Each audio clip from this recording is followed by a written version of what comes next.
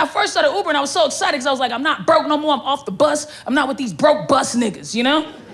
I'm free. And then I had the Uber pool, and I was like, damn, this just a little ass bus. This just a bus where niggas are closer to you than they would be on the actual bus. This is garbage. Sucks, man. They be in the back eating and shit, having full conversations. You try to turn your whole body to the window so you don't make eye contact. I figured out how to beat Uber pool, though, man. The way you beat Uber pool is you ride in the front. It's the way to defeat that shit because then you don't feel as low because then it's like we picking niggas up. Then you just riding with your homie, pulling up on niggas like, hey, cuz, get in. Fuck you going. Yeah, so let's go. My Uber driver smells bad, Uber driver smells bad.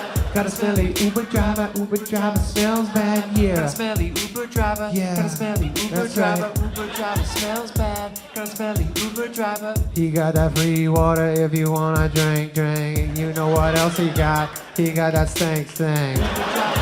Goddamn, what the fuck? Got a smelly Uber driver, Yeah. Uber driver smells bad. Right when I got inside, I was like, uh-oh, this Honda Civic smells just like a butthole. What the fuck, man? I ride in Ubers. I come home late, 3 a.m. sometimes. How dare me? I know. But these drivers, they pull up to the house. It's 3 a.m. They say shit like, you live here alone? Like, why would you say that?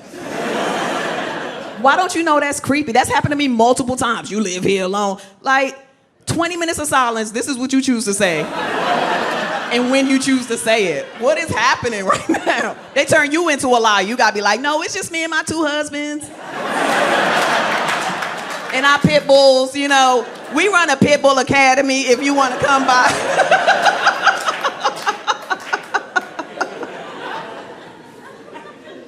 It sucks, because I love Ubers. That's how I pretend that I'm rich. I get in, I'm like, drive. That's my shit. And they fuck it up for me. I want to take naps and shit in the Uber, but you can't. Can't nap in the Ubers, right? Now with a male driver, ladies, we know that. Can't sleep. Can't even catch a wink. Every once in a while, I get a female driver, that little thing pops up, I see the woman face, I'm like, I just light a joint. I'm about to relax. You know what I mean? I love it. Hey. Now with the male driver, can't do that. You gotta, you know? Gotta let them see the whites, you know? You gotta not only be awake, you gotta make sure they know you're awake. So that's posture and, you know? I like to roll the window up and down.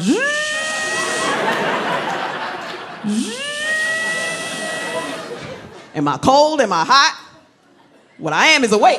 I am shocked at Uber for you to ride in a car with a motherfucker you don't know. Come on now, see, I grew up with stranger danger. You just didn't ride in the car with people you don't know. But this is where we are in this country. We riding in the car with people we don't know. And come on now, if you my age, you know better than that. You know you ain't comfortable being in the car with a motherfucker you don't know. You be so goddamn scared. He's sitting in the front seat with his GPS on, you in the back seat with your GPS on. Watching his every motherfucking move. He fuck around and make one wrong move, you be like, why you going left? Excuse me, why you going left? Why you turning left right here? He's scared of your ass too. He looking at you in the rearview mirror like, why you ain't drive? Why you ain't drive?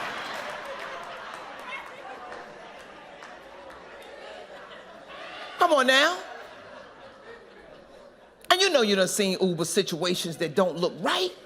First of all, the people don't even look like they match. And when you're walking past, you'll do a double take, like, what the fuck they doing together? But here we are, riding with motherfuckers we don't know. And then on top of Uber, we got Uber Eats, where you let a bitch you don't know bring you your food. I spent too long in the closet. I will not lie about my sexuality unless my Uber driver looks at me a little funny, in which case, yeah, I do have a girlfriend. Her name is Jessica. She grooms dogs, and I love to kiss her. Basically use my theater degree to perform a one-man show called Toxic Masculinity for Ron, you know? He eats it up every time. Our first boy was almost born in the back seat of an Uber. My wife started having contractions. They started moving so quickly. We called our doctor, explained what was happening. He said, you have to come right now. And we got into the Uber, and on the way to the hospital, my wife was in so much pain that she was on all fours in the back seat of the Uber with her head out the window, screaming, I do not like this.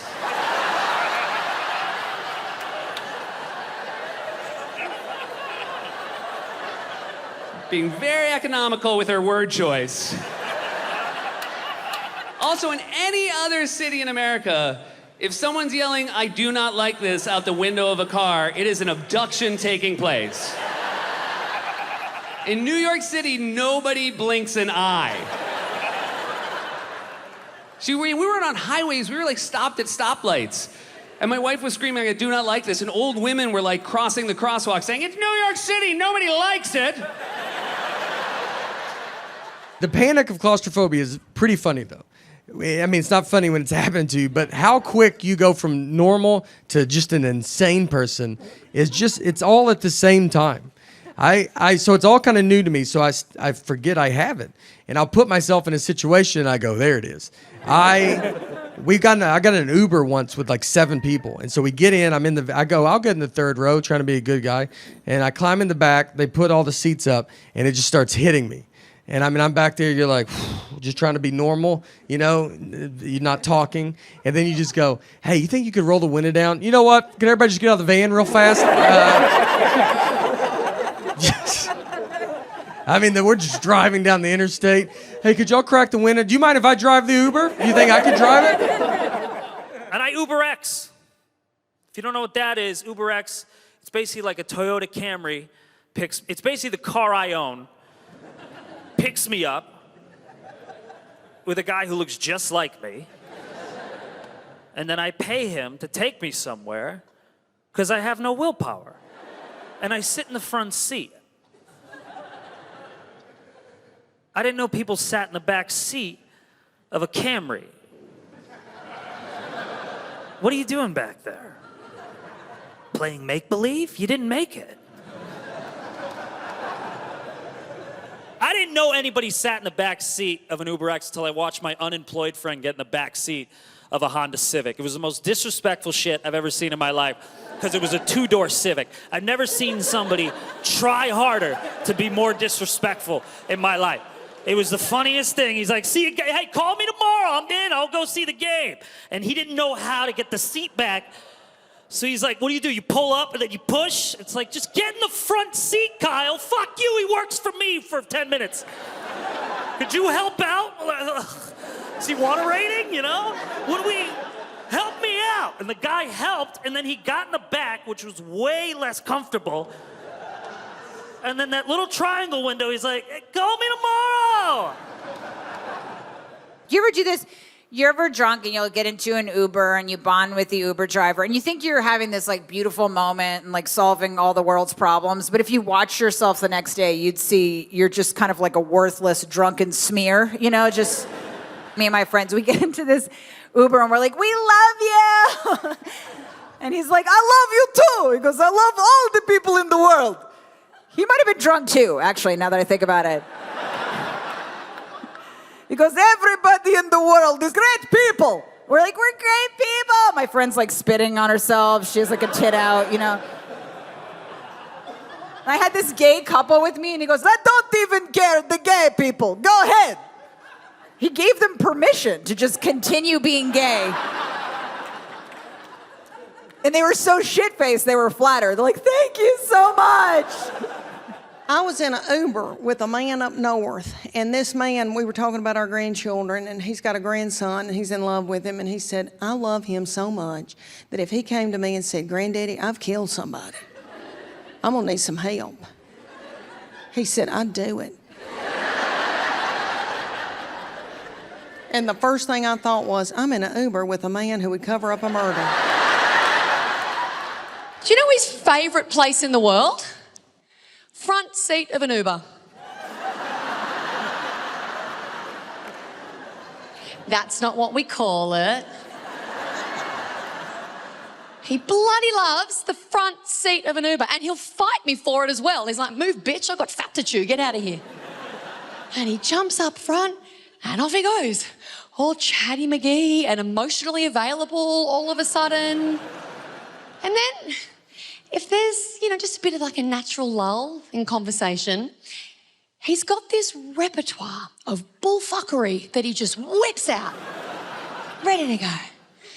He's always got something to say about the weather. He's got some very vague statistics on horticulture. I'm just usually in the back Googling myself.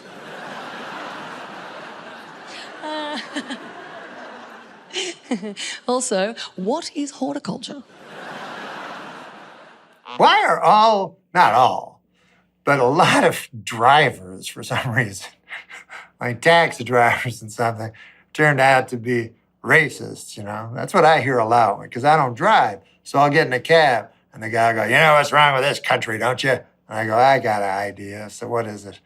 They go, you ever have it when the guy says, and you don't even know which race it is? Like I had a guy once, he goes, that's a problem in this country, huh? I go, tell me. And he goes, too many goddamn scuttleheads. I was like, huh? So I looked it up in the dictionary and Wikipedia, everywhere. I found scuttle and I found head, and I tried to put them together. I couldn't understand it.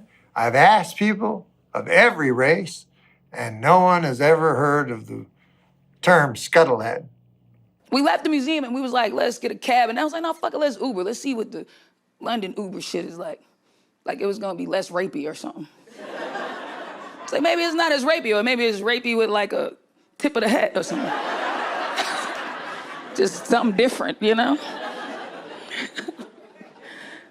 So we get an Uber, and I will say this, I didn't like also being on shit, because I just feel like people are ballsy now because of who the president is, how like our country is like. So people feel like they could just talk shit to you, You go to a foreign country, people are like, think they could take fucking shots because they think our country's in despair. So I get in the Uber, and as soon as he hears my accent, the motherfucker goes off. He's like, America, Trump, what are you guys gonna do? Like, nigga, Theresa May, Hitler, suck my dick. Like, you don't have your fucking problems. Lick my balls. Get out of here. I was feeling good about myself after the show. I hopped into an Uber, and the driver says to me, he goes, ma'am, where am I taking you tonight? And I said, oh, just back to my hotel. And he said, you staying there or do you live there? I was like, I'm just staying there. You understand how hotels work, right? And then he said, so it's more like a shelter then. Got it. Right? Exactly. And then he goes, hey, a home is a home. Even though it's a shelter, it's your home, right? And I was like, dude, not right. It's not my home or a shelter. It's a hotel, like I just told you. And look, I don't know how many of you guys have ever been out feeling good about yourself and you thought you looked pretty nice, and then someone just proclaimed you homeless. Like, I don't know how often that happens to y'all. It was my first time. I didn't love it. But I remember thinking, Aaron, don't get upset. This man drives an Uber, right? Which means he probably knows this area. And maybe there's a shelter right next to your hotel and you didn't even notice. Maybe it's even next door. And the pin drop is so close to where you're going, he couldn't decipher, because he wasn't being a jerk about it, right? He was wanting me to feel good about my situation. He was like, it's still your home. Like, it was like a motivational Uber. He rocked out Google Maps. He rocked out window tint. One thing he doesn't rock is that deodorant. Goddamn speed stick, that shit. What the fuck?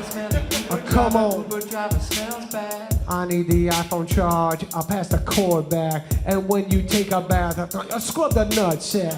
Scrub your nuts. What the fuck? Scrub your nuts. Common courtesy. This shit got germs. Yeah, I can't believe the smell in these Uber cars. Oh wait, I shit my pants. I'll give them 5 stars. Give them 5 stars. Damn. Give them 5 stars. Turns out the smell was me. Better give them 5 stars. Word up, motherfucker!